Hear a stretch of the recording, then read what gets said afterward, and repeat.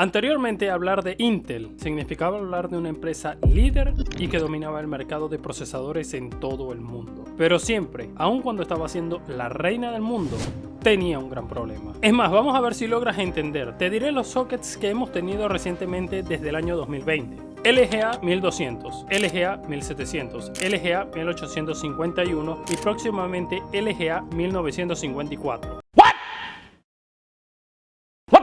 Eso es un resumen y podríamos seguir contando los otros que hay hasta la primera generación de Intel Core. Solo déjame decirte en este video por qué Intel está metido en tremendo problema y ha pasado de ser el que lo tenía todo para monopolizar el mercado y ha perdido tanto terreno que se hablaba de posible venta.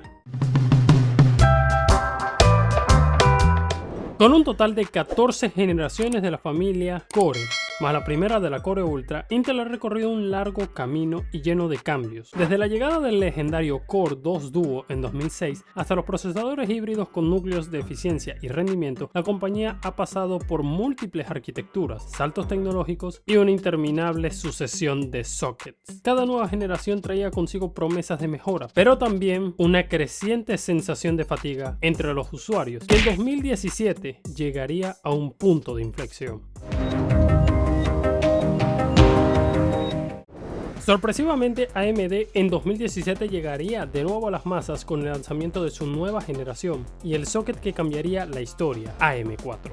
En conjunto a Ryzen 1000, unos procesadores que no solo le hicieron cara a Intel, sino que le empezaron a arrebatar poco a poco esa corona que venía presumiendo desde ya hace muchos años. La estrategia de la doctora Lisa Su fue simple pero brutal: apostar por el concepto calidad-precio. Un concepto donde no solo lograron darle donde más duele a Intel, con el paso de las generaciones que obligaron a Intel a tener que hacer reestructuración en su división de procesadores. 2017, AMD lanza Ryzen 1000, siendo que el Ryzen 7 1700 fue una bomba durísima de luchar, con 8 núcleos y 16 hilos, frente al i7 7700K que tenía apenas 4 núcleos y 8 hilos. Fue en parte, y debemos decir desde aquí, son los responsables de ese primer gran cambio en Intel, dado que en la octava generación duplicarían los núcleos de cada procesador. Los i3 pasarían a tener 4 núcleos y los i5 6 núcleos, para así los i7 llegar a poder competir con 8 núcleos.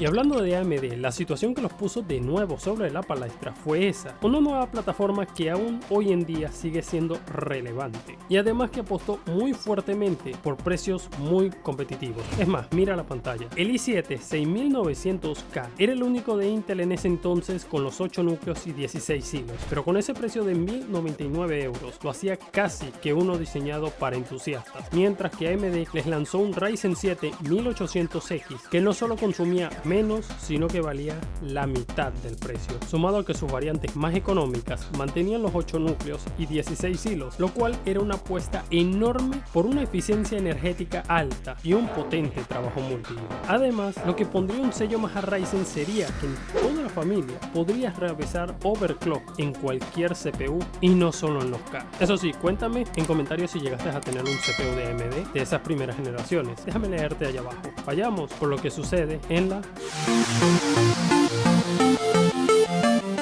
Hoy en día, año 2025, nos encontramos en una encrucijada si te vas a armar tu próxima PC gamer. Y te harás la pregunta de por qué. Pues déjame resumirte los sockets más vistos en Amazon: LGA 1700, LGA 1851, AM4 y AM5. De todos ellos, se puede darle una etiqueta a cada uno. Y tranquilo, puedes dejarme en comentarios la etiqueta que le das a cada uno. LGA 1700, eficiente. LGA 1851, no existe. AM4, el del pueblo. AM5, el futuro del pueblo. Si no te gusta cómo los he catalogado, respeto tu decisión. No se te olvide comentar cómo los ves tú.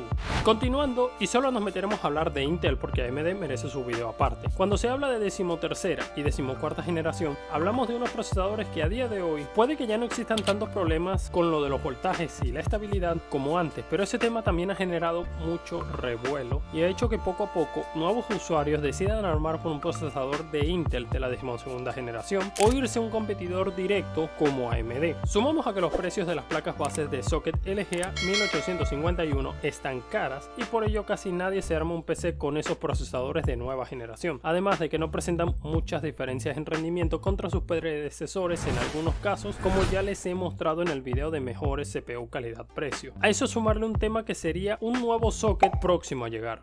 ¿Qué mamada? Sí, Deadpool, lo has escuchado bien. En un rato exploraremos a través de noticias eso que te digo. No te apures, vamos con paciencia. Siguiendo con los nuevos Core Ultra, este año se habla y hay referencias de medios importantes y rumores de que veremos a finales de este año un refresh de la arquitectura lanzada el año pasado, siendo solo un poco más veloz y más nada. De todas maneras, tomando en cuenta lo que hay hoy en el mercado, hay una pregunta importante. ¿Recomiendo armar un PC con Intel?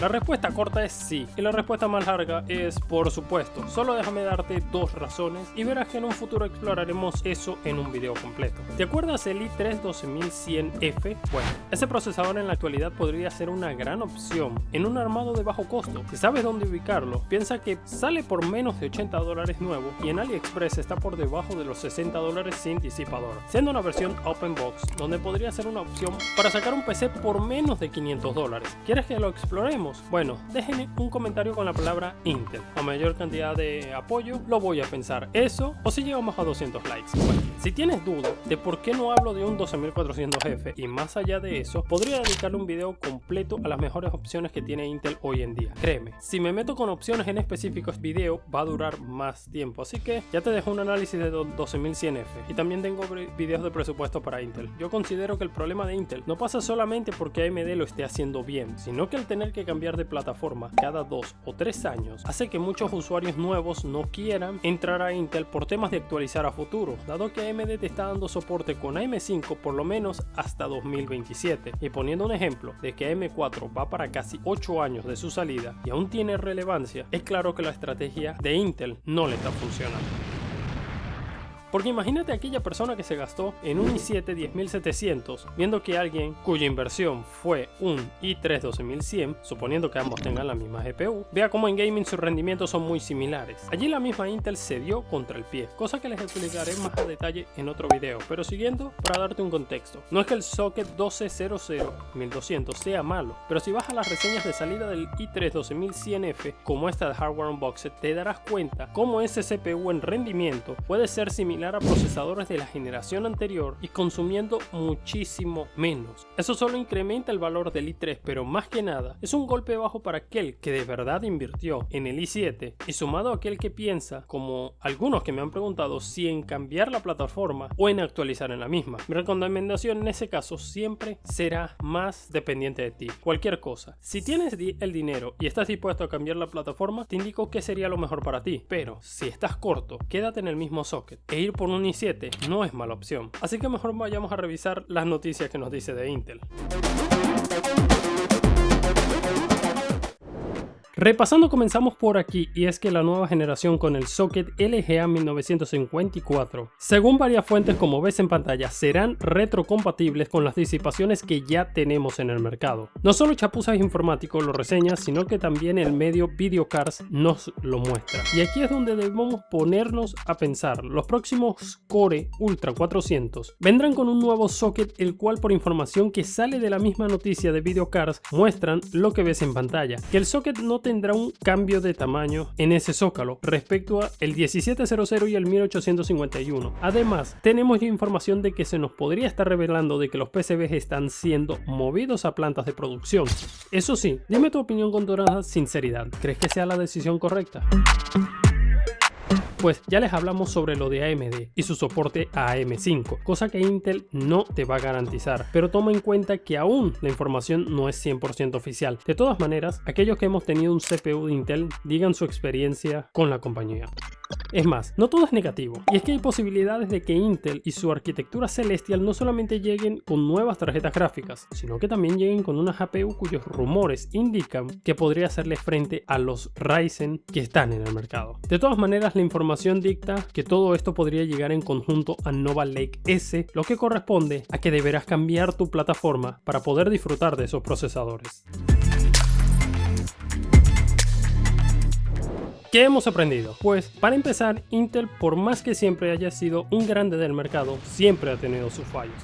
Pase lo que pase, no han querido cambiar y han dejado claro que si quieres ser parte de su plataforma, debes invertir más de la cuenta. O sea, si te compras hoy un i5 12400F en 2025, prepárate, porque tus pocas opciones de mejora de cara al futuro en la misma plataforma son el i5 13400F o i5 14400F, luego verás a los i7, pero muy pocas veces los i9, y no llegan a ser una opción porque sus precios suelen ser demasiado altos. Así que recuerda, gracias por llegar hasta aquí. Si eres nuevo en el canal, suscríbete o déjame un like. Si te apetece dejarme un comentario, te lo agradecería mucho. Será hasta la próxima.